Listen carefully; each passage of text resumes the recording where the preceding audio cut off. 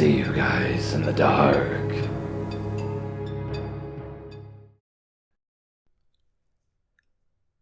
Ever since I was a young boy, I've always been different.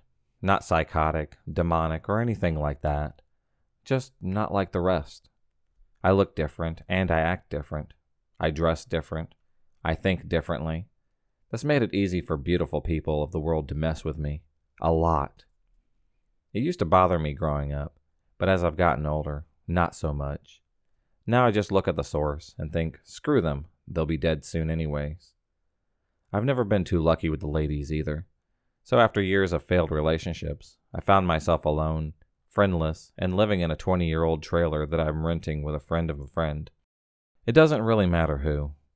Anyways, I thought to myself, I'm tired of being alone. I can probably get another girlfriend, but she'd just get on my nerves, and then we would break up. Same old song and dance. No, this time I want a companion. Someone who would be happy to see me when I come home from work. Someone who likes to go for walks. Someone to ride shotgun in the car. Someone who will love me for who I am, not for what I have to offer them. I'm going to get a dog. The very next day, I got up, hopped in my car, and drove to the local ASPCA to get myself a dog. I walked in, told the lady behind the desk when I was looking for. Nothing big, a small dog, maybe a lap dog, so to speak. She said, sure, right this way. She took me into the kennel area and showed me many types of little dogs. Mini pinchers, chihuahuas, even a few Pomeranians. They were all lovely dogs, but none of them really seemed to click with me. Then out of the corner of my eye, at the very end of the cages, all by itself, sat a metal box. The box was fully enclosed, with a tiny barred window in the door, resembling a prison cell. I said to the lady, "What is that?" She looked at me as if I wasn't supposed to ask and said, "That's Roscoe. We're not really sure what kind of dog he is. He's been returned to us several times due to behavioral issues. He's scheduled to be put down later today. That's why he's in that box." "I'd sure like to see him," I said. She said, "I don't think that's a good idea," starting to get annoyed with me. I then told her that the sign out front says all dogs ready for adoption. He's in here. He can be adopted. Now I want to see him. She told me, "Yes, sir, but you're going to regret it." Took me over to the box, unlocked the door, and opened it, and then I saw him. This little guy looked rough. His brown fur was matted to his body, crusty pieces of I don't know what in the corner of his eyes, like he'd been crying. His nails were a bit long and sharp. His eyes were jet black with the slightest hint of red in them. To be quite honest, he looked like he just crawled out of the sewer, and smelled like it too. He had an odor that reminded me of the summers I spent helping my uncle at his funeral home. He smelled like death, but he was friendly. He ran out of the box, ran up to me, let me pick him up, licked my face for what had been at least 10 minutes. He was wagging his tail and just going crazy with excitement, and so was I. I told the lady, "This little guy ain't dying today. Roscoe has a new home." A look of worry fell over her face. After filling out some paperwork and getting his dog license, I took Roscoe home. First on the agenda was a bath. He was rather calm in the bath. He seemed to enjoy it really well. After that, I dried him off, then brushed him off. I had to use one of my old brushes, since I didn't have a dog brush. We went to the local pet store next. I won't mention the name of the place due to legal matters. I'll just say the people there are smart about pets. We get all the necessities needed to take care of my new friend. The drive home started out normal, just driving down the road. I've always been a cautious driver, always doing the speed limit or below. Apparently the guy in the car behind me didn't like it and sped up to pass me. Everyone usually does. He pulled alongside of me and yelled, "Get the hell out of my way, moron. Learn how to drive." Roscoe went crazy, barking and jumping at the dash as the guy passed by, growling and showing all of his teeth, drooling and clawing the dashboard. The red tint in his eyes was becoming more apparent now.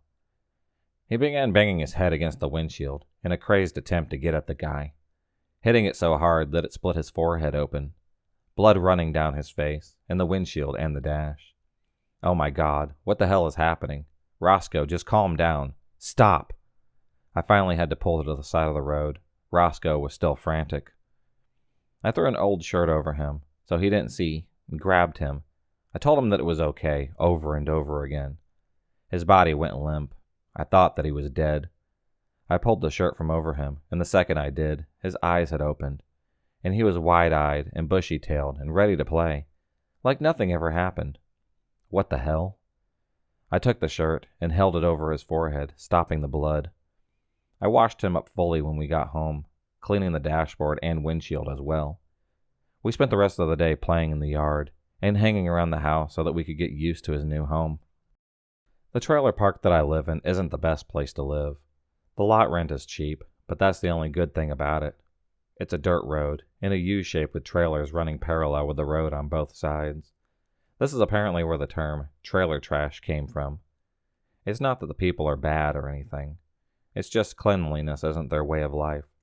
Old refrigerators, car parts, and various other piles of junk cluttered their yard.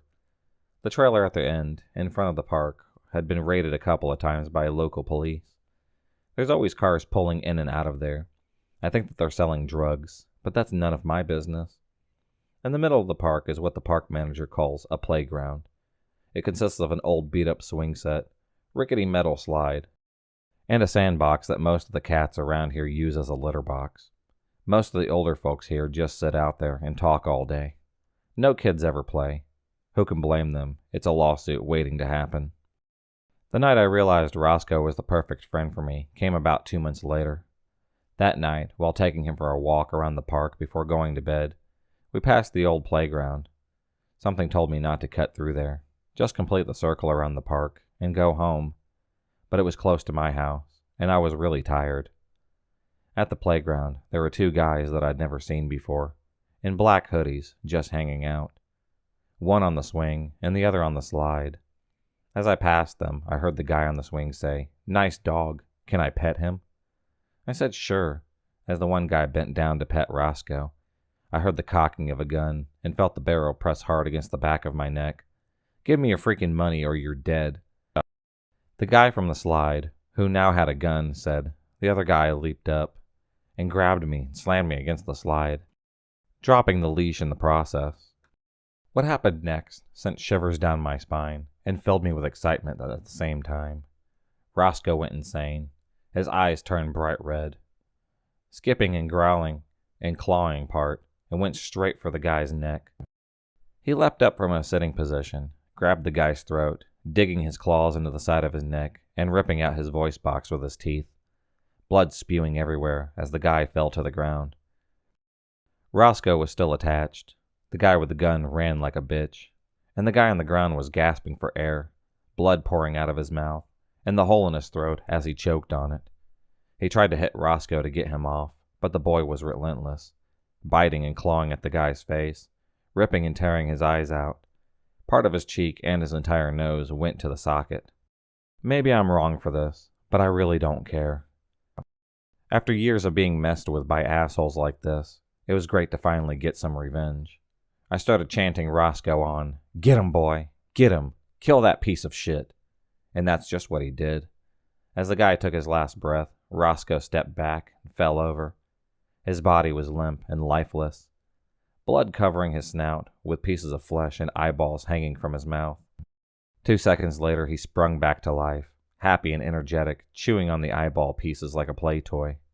"Good boy, Roscoe," I said, as I picked him up, staring at the mutilated corpse that lay at my feet, and smiled, "Screw him. Let the cats eat the rest." I carried Roscoe home, washed him off, and fed him the biggest steak that I had. Raw, of course, just how he likes it. I had the best night's sleep that I've ever had that night.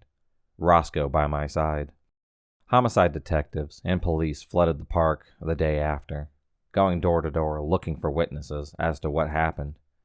Mrs. Jacobson, from 3 trailers down, found the body. She had to be given oxygen and a ride in the ambulance to be checked out.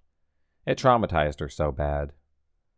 When the cops came to my door, I of course saw nothing, and Roscoe was on his best behavior, laying on the living room floor, pretending to be asleep. I watched the coroner carry the body away. The cops finished up and went away. I asked my neighbors what had happened. She said some guy was mauled to death last night. The cops think it was some kind of wild animal that escaped from the circus that came through about a year ago, and then attacked the guy. There have been numerous bodies found in the area with wounds such as the ones that they found today. They're writing it off as that. Roscoe and I couldn't be happier together. He is in a loving home, and I get to seek revenge. So if any of you assholes from my past are reading this, I haven't forgotten. I'll find you. I will get you. Well, Roscoe will. He's not a bad dog. He's just very protective. If you enjoyed this video, please subscribe, like, and hit the bell for notifications on future videos and become a stalker of the night. And I'll see you next time.